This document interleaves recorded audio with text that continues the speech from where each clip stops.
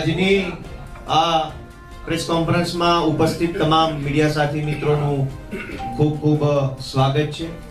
આજની આ પ્રેસ વાર્તામાં ઉપસ્થિત છે માનનીય દિલ્હી સરકારના મુખ્યમંત્રી અને આમ આદમી પાર્ટીના રાષ્ટ્રીય કન્વીનર શ્રી અરવિંદ કેજરીવાલજી, એવા જ ભારતીય ટ્રાઇબલ પાર્ટીના રાષ્ટ્રીય અધ્યક્ષ અને ડેડિયાપાડાના ધારાસભ્ય માનની શ્રી મહેશભાઈ વસાવા, માનની શ્રી ઈશુદાનભાઈ ગઢવી, માનनीय इंद्रनीलभाई राजगुरु, अमरा तमाम कार्यकर्ताओं आज उपस्थित है। आज ऐतिहासिक दिवस है, खूब गर्वनो दिवस है कि आम आदमी पार्टी द्वारा गुजरातना आदिवासी समाज ने लईने जे कई पण लक्ष्य है, जे सपनू है, जे विजन है, ये माननीय हमारा नेता अरविंद केजरीवाल जी ने माननीय महेशभाई वसावाना माध्यमथी गुजरातनी जनता समक्ष मूकवा जई रह्या छे। त्यारे હું માનનીય અરવિંદ કેજરીવાલજીને વિનંતી કરીશ કે તેઓ આગળની વાત રાખે। अभी तक पिछले कुछ दिनों में कई बार गुजरात आना हुआ और गुजरात के लोगों से जो अपार प्यार, स्नेह, विश्वास मिला है उसके लिए मैं बहुत बहुत गुजरात की जनता का आभारी हूँ। दिल से उनका आभार व्यक्त करता हूँ। आम आदमी पार्टी एक ईमानदार पार्टी है।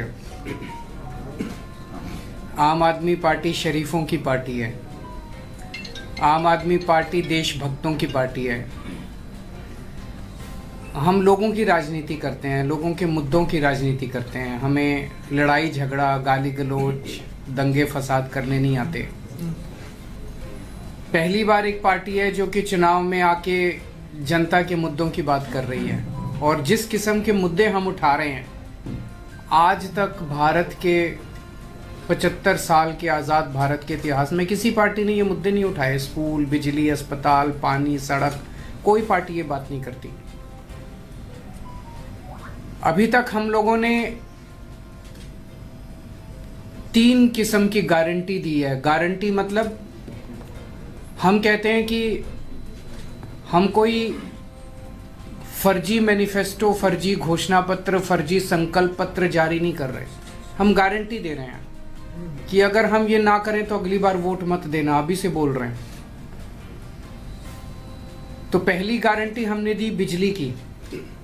बिजली की इसलिए दी क्योंकि बिजली को लेके हम जब गुजरात में घूम रहे हैं, लोग बहुत परेशान हैं। बिजली के बिल बहुत ज़्यादा आ रहे हैं। लोग कह रहे हैं कि अपने बच्चों को पालें कि बिजली के बिल भरें। दिल्ली में हमने बिजली फ्री कर दी। पंजाब में अभी 2 दिन पहले, पिछले हफ्ते 25 लाख परिवारों के पंजाब में जीरो बिजली के बिल आए। जीरो मतलब जीरो, कुछ नहीं आया उसमें।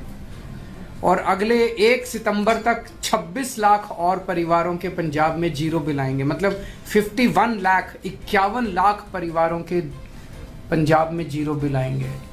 दिल्ली में पिछले कई साल से जीरो बिल आ रहे हैं। तो गुजरात में हमारी सरकार बनेगी तो गुजरात के लोगों के भी जीरो बिजली के बिल आया करेंगे। उसके लिए 300 यूनिट तक बिजली फ्री करेंगे। दूसरी गारंटी थी 24 घंटे बिजली देंगे। और तीसरी गारंटी थी कि 31 दिसंबर 2021 तक के आपके जो पुराने बिल हैं, वो पुराने बिल हम माफ़ करेंगे। ये सबके लिए, चाहे कोई आदिवासी है, SC है, ST है, जनरल है, सबके लिए, सब लोगों को इसका फ़ायदा मिलेगा। दूसरा, जब हम रोज़ यूथ के बीच में घूम रहे हैं तो गुजरात का युवा बहुत ज़्यादा, सबसे बड़ी शिकायत युवाओं की यही है कि हमारे पास रोज़गार नहीं है, नौकरी नहीं है। पढ़े लिख के बेरोज़गार घूम रहे हैं। जो कम पढ़े लिखे हैं वो भी बेरोज़गार घूम रहे हैं। सरकारी नौकरी के लिए अप्लाई करते हैं तो पेपर फूट जाते हैं, पेपर लीक हो जाते हैं। तो रोज़गार के लिए हमने गारंटी दी कि दिल्ली में हमने पिछले कुछ वर्षों में 4-5 साल में 12 लाख रोज़गार दिए बच्चों को। 12 लाख बच्चों को रोज़गार दिए। हमें रोज़गार देने आते हैं, हमारी नीयत भी साफ़ है। तो जैसे दिल्ली में दिए वैसे ही यहाँ पे हर बेरोज़गार युवा को अगले 5 साल में गुजरात के हर बेरोज़गार युवा को रोज़गार देंगे। और जब तक रोज़गार नहीं मिल जाता तब तक 3000 रुपये महीना बेरोज़गारी भत्ता देंगे। तीसरी गारंटी दी कि 10 लाख सरकारी नौकरियां तैयार करेंगे। 10 लाख सरकारी नौकरी, इसका पूरा खाका तैयार किया, हवा में बात नहीं कर रहे। 10 लाख सरकारी नौकरियां तैयार करेंगे। चौथा, इतने पेपर क्यों फूटते हैं, इतने पेपर लीक क्यों होते हैं? क्या इस एक सरकार को पेपर करने नहीं आते, पेपर कंडक्ट करने नहीं आते, एग्जाम कंडक्ट करने नहीं आते? इसके खिलाफ एक सख्त कानून बनाएंगे जिसमें सख्त सजा का प्रावधान करेंगे कि जो लोग पेपर फोड़ने के लिए जिम्मेदार हैं उनको सख्त से सख्त सजा दी जाएगी, फाइनेंशियल भी और जेल भी। और पांचवा, जो कोऑपरेटिव सेक्टर के अंदर अभी जितनी नौकरियां हैं गुजरात में, वो सारे अपने भाई भतीजे रिश्तेदारों को सिफारिश से मिलती है, पैसे से मिलती है, उसको ट्रांसपेरेंट पारदर्शी तरीके से सबके लिए वो नौकरियां खोली जाएंगी। कल व्यापारियों से मुलाकात हुई। व्यापारियों को गुजरात में डराया जाता है, धमकाया जाता है। खबरदार केजरीवाल की मीटिंग में गए तो, ये तो गलत बात है यार। मैं कोई आतंकवादी, शरीफ आदमी हूँ मैं, मेरी मीटिंग में जाने से किसी को क्या प्रॉब्लम है? क्यों रोकते हैं उनको? ये तो गलत बात है। व्यापारियों को इतना डराते हैं, इतना धमकाते हैं, हर तरह से डराते हैं। ये डर खत्म करेंगे। व्यापारियों को इज्जत की ज़िंदगी देंगे। व्यापारियों ने हमारे देश के विकास के लिए बहुत योगदान किया है। गुजरात के कई व्यापारी और कई उद्योगपति पूरी दुनिया में फेमस हैं। उन्होंने देश का नाम रोशन किया है। उनको इस तरह से डराना, धमकाना, बेइज्जत करना, रूडली बात करना, ये सही नहीं है। उनको डर का माहौल ख़त्म करेंगे, इज्जत देंगे, रेड राज खत्म करेंगे। जैसे दिल्ली में रेड बंद हो गई है, कोई जीएसटी की रेड नहीं, कुछ नहीं। व्यापारियों पे भरोसा करेंगे, भरोसा करके उनको काम करने का मौका देंगे। भ्रष्टाचार खत्म करेंगे व्यापार के अंदर, और वैट में एमनेस्टी स्कीम लेके आएंगे। जो पुराने मुकदमे उनके चल रहे हैं, उन मुकदमों को निपटाने के लिए उनको मौका देंगे। वैट के जितने पेंडिंग रिफंड हैं वो 6 महीने में जारी करेंगे, और व्यापारियों को गुजरात के विकास में पार्टनर बनाएंगे। आज मुझे बेहद खुशी है कि आदिवासी समाज के लिए हम गारंटी देने के लिए जा रहे हैं। आदिवासी समाज 75 साल हो गए आज़ादी के, लेकिन पिछड़ा रह गया। उनका बातें चुनाव के पहले याद आता है सारी पार्टियों को आदिवासी समाज के बारे में। उनका केवल शोषण किया गया, अभी तक सबने शोषण किया, सबने मिलकर शोषण किया। आदिवासी समाज के लिए संविधान के अंदर अलग व्यवस्था है, अलग व्यवस्था है, क्योंकि आदिवासी समाज की अलग संस्कृति है, अलग तौर तरीके हैं और बहुत ज़्यादा पिछड़े हैं। इसलिए संविधान के अंदर अलग व्यवस्था की गई है। लेकिन उस अलग व्यवस्था को कोई भी सरकार लागू करने के लिए तैयार नहीं है, क्योंकि उन्हें उनकी ज़मीन के ऊपर, उनके जंगल के ऊपर, उनके जल के ऊपर सबकी नज़र रहती है कि कैसे इसको नोच लो, खसोट लो, लूट लो। इसलिए हमारी सरकार बनेगी पहली गारंटी आदिवासी समाज को कि जो संविधान के 5th शेड्यूल में उनको व्यवस्था की गई है, उस पूरी व्यवस्था को लागू करेंगे, पूरा वर्ड टू वर्ड लागू करेंगे। पेसा कानून जो उनके लिए लागू बनाया गया, उस पेसा कानून को, जिसमें ग्राम सभा का प्रावधान है, ग्राम सभा की मर्जी के बिना कुछ नहीं होगा। ये असली जनतंत्र है। मेरा तो कहना है ये पूरे देश के अंदर होना चाहिए, केवल आदिवासी समाज क्यों, सबके लिए होना चाहिए। और आदिवासी समाज के लिए प्रावधान है, ग्राम सभा की मर्जी के बिना कोई एक्शन किसी सरकार को लेने का अधिकार नहीं है, वो सख्ती के साथ लागू किया जाएगा। और ट्राइबल एडवाइजरी कमेटी है, जिसका काम होता है कि आदिवासी समाज के जो क्षेत्र हैं, आदिवासी क्षेत्र है, वहाँ किस किस्म का विकास हो, उनके लिए जो फंड आते हैं वो कैसे इस्तेमाल किए जाने चाहिए। कानून के अंदर लिखा है कि ट्राइबल एडवाइजरी कमेटी का चेयरमैन कोई ट्राइबल होगा।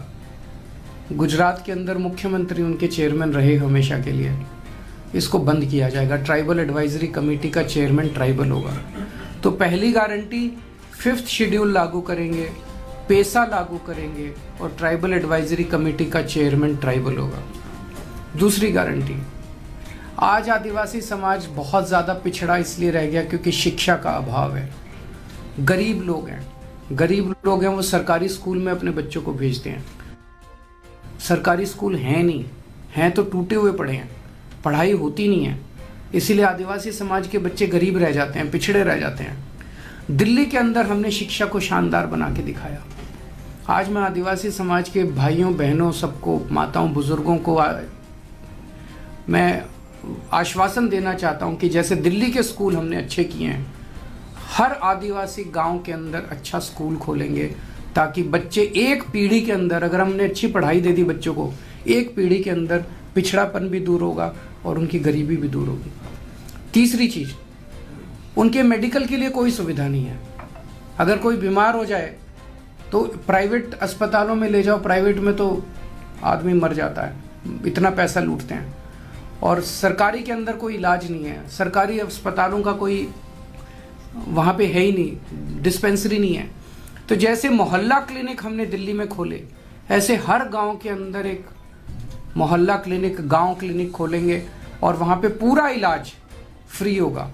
उनके लिए स्पेशल अस्पताल खोले जाएंगे, आदिवासी इलाकों के अंदर स्पेशल मल्टी स्पेशलिटी हॉस्पिटल खोले जाएंगे, जहाँ पे दिल्ली में चाहे कोई अमीर है चाहे गरीब है, सबका इलाज हमने पूरा मुफ्त कर दिया।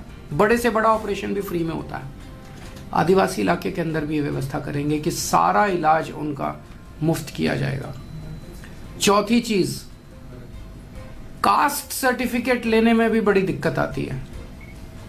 इतने पेज, इतनी फॉर्मेलिटीज को सिंप्लीफाई करेंगे, सिंपल करेंगे, इसका प्रोसेस सिंपल करेंगे ताकि आसानी के साथ किसी को कास्ट सर्टिफिकेट मिल सके। पांचवी चीज, जिन आदिवासी जो बहुत ज़्यादा गरीब है, जिनके सर पे छत नहीं है, उनको घर दिया जाएगा। और छठी चीज़ की सड़क, हर गांव तक सड़क पहुंचाई जाएगी। बाकी जो दूसरों के लिए गारंटी है, रोजगार देंगे वो आदिवासी समाज को भी देंगे, फ्री बिजली देंगे वो आदिवासी समाज को भी देंगे। तो ये 6 गारंटी आज मैं आदिवासी समाज के लिए ऐलान करते हुए मुझे बेहद खुशी हो रही है। मुझे पता चला कि इन लोगों ने सर्वे कराया एक, उस सर्वे में गुजरात के अंदर इन लोगों ने पूछा लोगों से, गुजरात के लोगों से, भाई केजरीवाल आके कह रहा है कि फ्री शिक्षा देंगे, फ्री शिक्षा देंगे, फ्री शिक्षा देंगे, फ्री शिक्षा होनी चाहिए क्या? 99% लोगों ने कहा कि शिक्षा फ्री होनी चाहिए। फिर इन्होंने पूछा कि केजरीवाल कह रहा है कि फ्री अस्पताल, फ्री इलाज देंगे, फ्री इलाज देंगे पूरे गुजरात में, तो 97% लोगों ने कहा कि फ्री इलाज होना चाहिए। फिर उन्होंने पूछा कि केजरीवाल कह रहा है बिजली फ्री देंगे, बिजली फ्री देंगे, ऐसे तो लुट जाएगा, राज्य लुट जाएगा। 91% लोगों ने कहा कि बिजली तो फ्री होनी चाहिए। तो पूरा गुजरात आज आम आदमी पार्टी के साथ खड़ा है। तो उनके सर्वे में भी ये आ रहा है कि जो घोषणा हम कर रहे हैं वो जनता उसको पसंद कर रही है। आने वाला चुनाव आम आदमी पार्टी और बीजेपी के बीच में होने वाला है। कांग्रेस के कई सारे नेता तो बीजेपी में चले गए, कई सारे नेता चुनाव के पहले चले जाएंगे और जो बचेंगे वो चुनाव के बाद चले जाएंगे। तो एक तरह से अब मोर और लेस गुजरात कांग्रेस का गुजरात बीजेपी में मर्जर होने जा रहा है थोड़े दिन में। इनकी ये जो इलू मतलब आई लव यू, तो इलू की जो राजनीति अभी तक चल रही थी बीजेपी और कांग्रेस की, अब ये ख़त्म है। अब ये इलू नहीं चलेगा, जनता की राजनीति चलेगी। जनता की राजनीति केवल आम आदमी पार्टी करती है। ये चुनाव बीजेपी और आम आदमी पार्टी के बीच में सीधी टक्कर होगी। एक तरफ 27 साल का कुशासन है, भ्रष्टाचार है, जहरीली शराब है, सब कुछ गड़बड़ है, और एक तरफ एक नई राजनीति है, नए चेहरे हैं, नए युवा हैं, एक नई उम्मीद है। अगर आपके कोई प्रश्न है तो। सर, गुजरात में कोई तीसरा मोर्चा एग्जिस्ट ही नहीं हुआ है, कितनी उम्मीद चल रही है जिस तरह से आपको लोगों का प्रतिसाद मिल रहा है? लोगों को बहुत उम्मीद है, लोग बहुत खुश हैं। लोग कह रहे हैं कि पहले ये दोनों रल मिल के करते थे सब कुछ, वो बंद हो गया अब, इसीलिए ये लोग घबराए हुए हैं, इसीलिए ये लोग तंग कर रहे हैं, हमें दिल्ली में तंग कर रहे हैं, क्योंकि ये गुजरात में परेशान है तो हमें दिल्ली में तंग करते हैं। सर, जिस तरह से लव जिहाद के बाद अब लैंड जिहाद सामने आया, गुजरात के महसूल मंत्री ने कल मातर जो है वहाँ पर जो किसानों का जमीन, कुछ लोगों ने वो जमीन यकीन दिला रहा हूँ आपके बच्चों का भविष्य बना दूंगा मैं, और इनको वोट दोगे तो ये जहरीली शराब पिलाएंगे आपको बच्चों को। निर्णय आपको करना, मेरे को इनसे लड़ना झगड़ना नहीं है, मेरे को इनसे गाली गलौच नहीं करनी, मेरे को आती नहीं गाली देनी। सर, आपका मुख्य प्रधान कौन होगा गुजरात में यदि आम आदमी पार्टी जीतती है तो? आप होंगे। सर, गुजरात में हर गुजराती सीएम बनेगा, हर गुजराती सी एक अलग किस्म की, हम एक अलग उम्मीद लेके आए हैं, नई उम्मीद लेके आए हैं, नई राजनीति लेके आए हैं। देश के अंदर पहली पार्टी है जो ईमानदारी की बात करती है, मैं आपसे पूछता हूं, कोई पार्टी कह सकती है कि हम ईमानदार हैं? कोई कह सकती है? किसी में हिम्मत ही नहीं है। कोई पार्टी कह सकती है कि हमें वोट दो, हम आपके बच्चों के लिए स्कूल बना देंगे? कह ही नहीं सकते। इतने साल हो गए इनको राज करते करते, अभी तक स्कूल नहीं बनाए। क्यों नहीं बनाए? अगर हम 5 साल के अंदर स्कूल बना सकते हैं, ये नहीं बना सकते थे? बना सकते थे, बनाना नहीं चाहते, नीयत खराब है। सर, रेवड़ी कल्चर पर आपकी आलोचना हो रही है, लेकिन रेवड़ियां तो अब गुजरात में भी बंटनी शुरू हो गई है। अच्छा, मैं आपसे खाने का पूछता तेल हूं। सस्ता हो रहा है और मैं आपसे पूछता हूं, जी, मान लीजिए आप बैंक से लोन लेते हैं, आप टाइम पे लोन वापस नहीं करते, तो बैंक क्या करता है? आपकी जमीन की कुर्की करने आता है। फिर आप किसी के पास जाते हैं, मंत्री, मुख्यमंत्री, बचा लो, कोई बचाता है आपको? नहीं बचाता। इन्होंने अपने दोस्तों के 10 लाख करोड़ रुपए माफ कर दिए। 10 लाख करोड़ रुपए किस लिए माफ किए? 10 लाख करोड़ रुपए माफ कर दिए अपने दोस्तों के। अब पैसे कम पड़ गए, अभी इनको और माफ करने हैं। तो कह रहे हैं फ्री शिक्षा नहीं होने देंगे, फ्री अस्पताल नहीं होने चाहिए, घाटा होता है सरकार को, बच्चों को फ्री शिक्षा मत दो, फ्री अस्पताल नहीं बनने चाहिए। मैं देश के लोगों से पूछना चाहता हूं कि आपको बच्चों को फ्री शिक्षा देना सही है कि दोस्तों के लोन माफ करना सही है? जिन जिन लोगों के लोन माफ किए गए, एक जांच होनी चाहिए कि उन्होंने इनकी पार्टी को कितना चंदा दिया। फ्री में लोन माफ किए कि कुछ हुआ था? सर, अब इस पर भी सुप्रीम कोर्ट द्वारा लगाम कसने की बात हो रही है।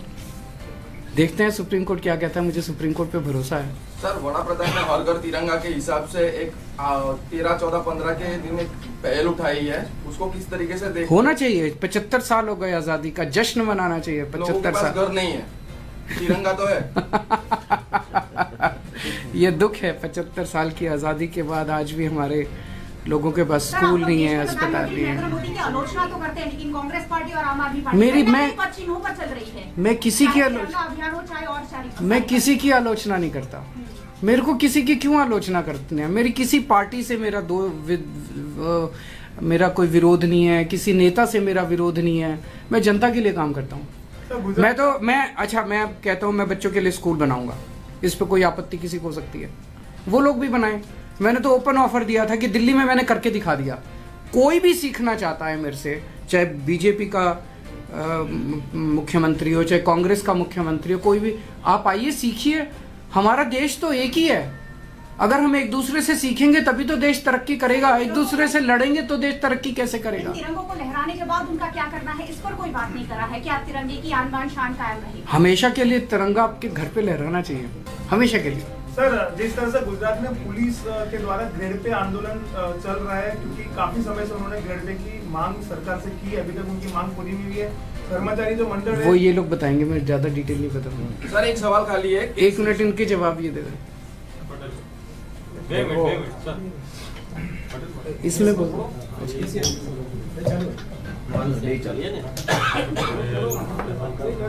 ग्रेड पे मामले में पुलिस को से आंदोलन ગુજરાતીમાં જ કહું આંદોલન કરવું પડ્યું હતું. કેટલાકને સસ્પેન્ડ કરી દીધા હતા, કેટલાકને બદલીઓ કરી દીધી હતી, ધમકાવ્યું હતું. એવી વાત કરવામાં આવી હતી કે 2 મહિનામાં કમિટી રિપોર્ટ તૈયાર કરશે. ગ્રેડ પે મામલામાં આજે પોલીસને ખૂબ ઓછો પગાર મળી રહ્યો છે.